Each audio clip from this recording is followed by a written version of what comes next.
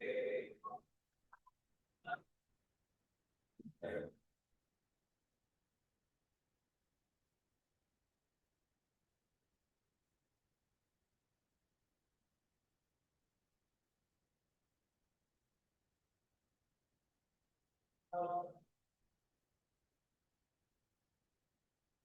Good morning to all. આપણે આજના લેક્ચરમાં આપણો જે સબ્જેક્ટ છે આઈડીસી સેમ 4 એનું unit 3 network media and hardware study કરશું. ટોટલ જીટીયુની ફાઇનલ પરીક્ષામાં આ યુનિટમાંથી 14 માર્ક્સનું પૂછાશે.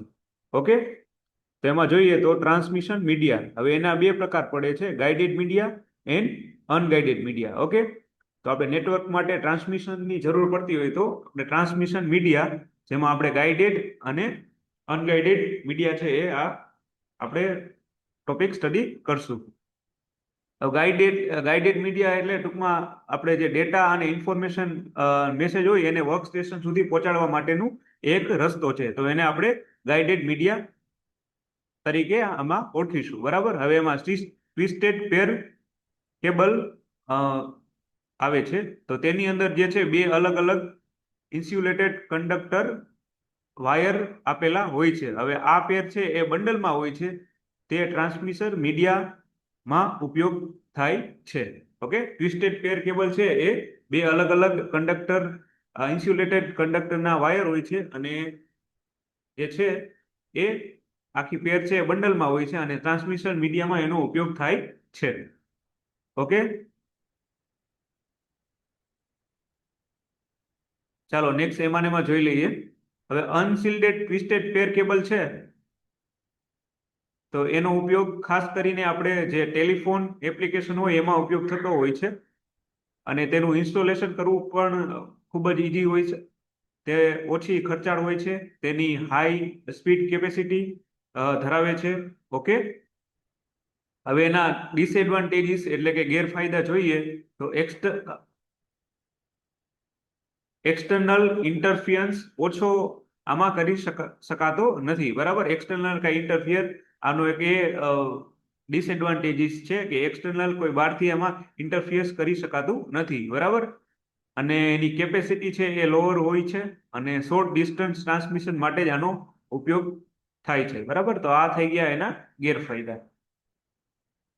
હવે જે ટ્વિસ્ટેડ છે એ આ પ્રકારનું કોપર કંડક્ટર હોય, ઇન્સ્યુલેટેડ મટીરિયલ હોય, આ પ્રકારનું એનો આપણે કેબલ હોય છે. ઓકે, હવે નેક્સ્ટ જોઈએ શિલ્ડેડ ટ્વિસ્ટેડ પેર એસટીપી, તો એનું પણ આ પ્રકારનું છે. બરાબર, શિલ્ડેડ હોય છે, કેબલ કોપરનો વાયર હોય છે, અને આ પ્રકારનું એનું જે છે આકૃતિ છે. હવે આની અંદર સ્પેશિયલ જેકેટ છે અહીંયા આપેલું છે, જે એક્સટર્નલ ઇન્ટરફિયરન્સને બ્લોક કરી દે છે, અને તે ફાસ્ટ ડેટા ઇન્ટરનેટમાં ઉપયોગ કરવામાં આવે છે.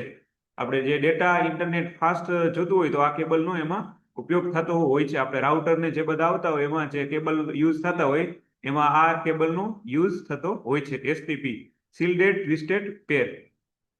ઓકે, હવે એના એડવાન્ટેજીસ જોઈ લઈએ તો બેટર પરફોર્મન્સ હોય છે, પછી ઘણું બધું ફાસ્ટર છે, પછી કોસ્ટ ઓફ એલિમિનેશન છે, અને એના ગેરફાયદા એટલે કે ડિસએડવાન્ટેજીસ જોઈએ તો મોર એક્સપેન્સિવ એટલે ખૂબ જ ખર્ચાળ છે, અને ડિફિકલ્ટ ટુ ઇન્સ્ટોલ કરવું બહુ ડિફિકલ્ટ છે, અને ખૂબ બલ્કી છે. બરાબર, તો આટલા એના ડિસએડવાન્ટેજીસ છે, અને આના એડવાન્ટેજીસ ત્રણ છે. બરાબર, ઓકે, હવે નેક્સ્ટ જોઈએ એનું આપણે એમાં પાર્ટ્સ ગાઇડેડ મીડિયામાં કોએક્સિયલ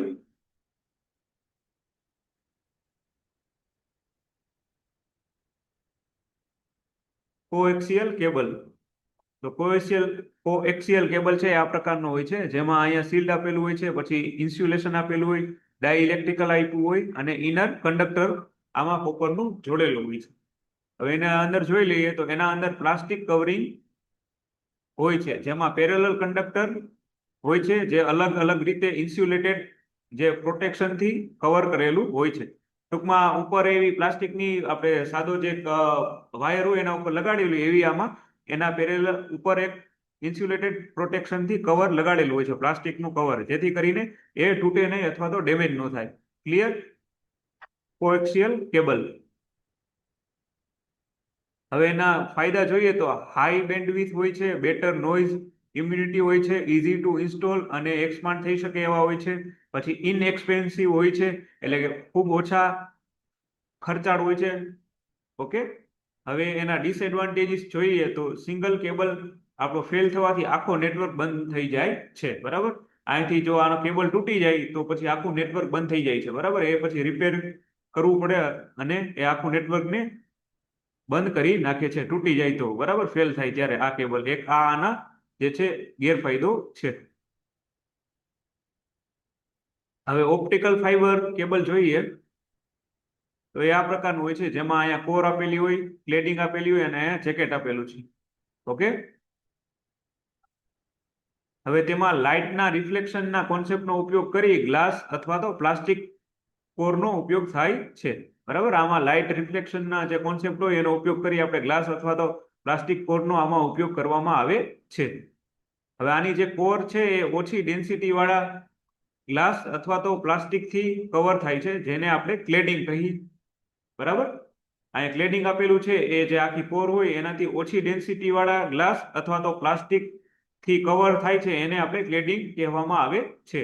તે ડેટા ટ્રાન્સમિટર માટે ઉપયોગમાં લેવામાં આવે છે. બરાબર, ઓપ્ટિકલ ફાઈબર કેબલ. હવે એના ફાયદા અને ગેરફાયદા જોઈએ તો એના એડવાન્ટેજીસ એટલે કે ફાયદા છે કે જો એની કેપેસિટી બેન્ડવિડ્થ જે છે એ ઇન્ક્રીઝ થાય અને હાઇટ વેટ જે છે એ લેસ સિગ્નલ હોય છે. બરાબર, કેપેસિટી અને બેન્ડવિડ્થ છે એ ઇન્ક્રીઝ થઈ શકે છે અને એકદમ લાઇટ વેઇટ એટલે વજનમાં ખૂબ હલકું હોય છે.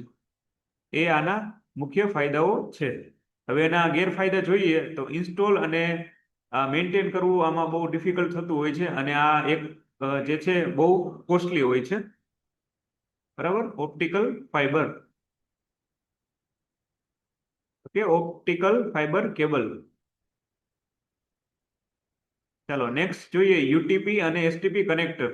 આની અંદર જે છે એ 4 પેર કેબલ હોય છે જે ટેલિફોન કોમ્યુનિકેશન લાઇનમાં ઉપયોગ કરવામાં આવે છે. તેમાં RJ11 RJ45 હોય છે. RJ11 છે એ ટેલિફોન લાઇનમાં, જ્યારે RJ45 એ નેટવર્કિંગ લાઇનમાં ઉપયોગ થાય છે. ખાસ કનેક્ટર યાદ રાખવાના રહેશે. R11 છે બરાબર, એ આપણે ટેલિફોન લાઇનમાં યુઝ કરવામાં આવે છે કનેક્ટર, અને RJ45 નંબરનું છે એ નેટવર્કિંગમાં ઉપયોગમાં લેવામાં આવે છે.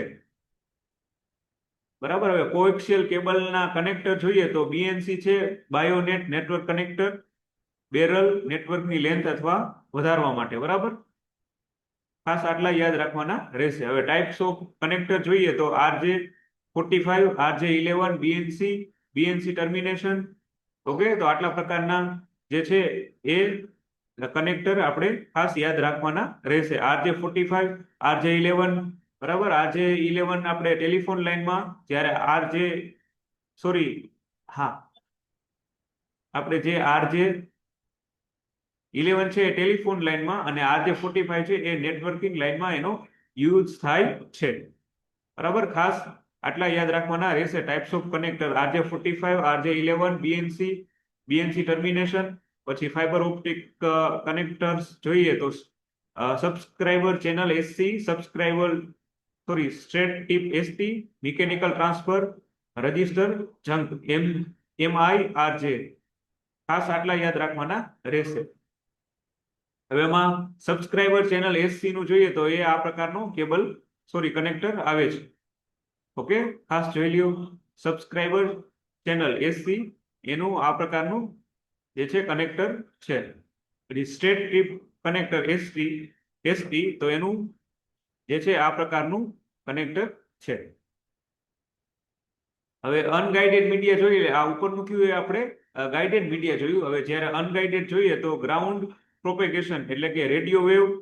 અનગાઇડેડ એટલે આપણે જે ગાઇડેડ હતું એ આપણે ડેટા અને મેસેજ થી આપણે એમાં પાથ આપણે મળતો હતો, જ્યારે અનગાઇડેડમાં આપણે રેડિયો વેવ અને જે છે ફ્રીક્વન્સી એ દ્વારા આપણે આગળ એમાં ટ્રાન્સમિશન કરી શકીએ. ઓકે, એટલે ફિઝિકલી કાંઈ આપણે એમાં કરી ન શકીએ, બટ વેવ ફોર્મ થ્રુ આપણે જે છે આપણું સોર્સ એ ટ્રાન્સમિટ કરી શકીએ. હવે રેડિયો વેવ છે એ લો ફ્રીક્વન્સી ટ્રાવેલ કરે, ઓકે, અને આપણે જે અર્થ હોય એના સ્ક્વેર પ્રમાણે લો ફ્રીક્વન્સી સિગ્નલ બધી દિશાઓમાં ટ્રાવેલ કરે છે. રેડિયો વેવ હોય એના જે છે લો ફ્રીક્વન્સી છે એ બધે ફરે છે અને આખી દિશાઓમાં ટ્રાવેલ કરે છે. તો સ્કાય પ્રોપેગેશન જોઈએ. સ્કાય પ્રોપેગેશન છે તો એ હાઈ ફ્રીક્વન્સી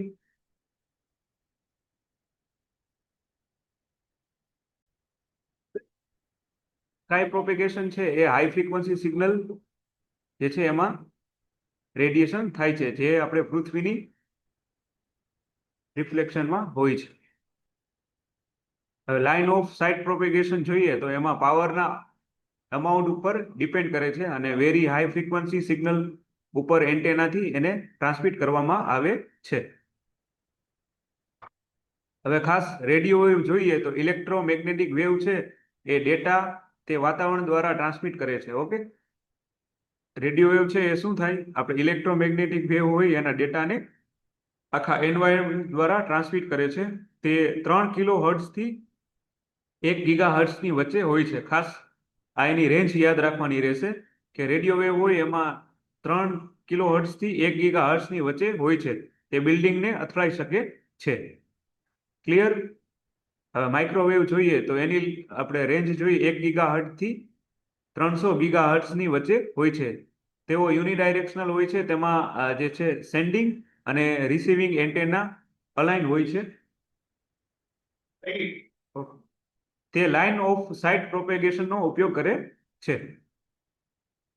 હવે ઇન્ફ્રારેડ છે તે શોર્ટ રેન્જ કોમ્યુનિકેશન માટે વપરાય છે. તેનો ઉપયોગ ટીવી, વીસીઆર, સ્ટીરિયોમાં થાય છે અને એની રેન્જ જોઈએ તો 300 ગીગા હર્ટ્ઝથી 400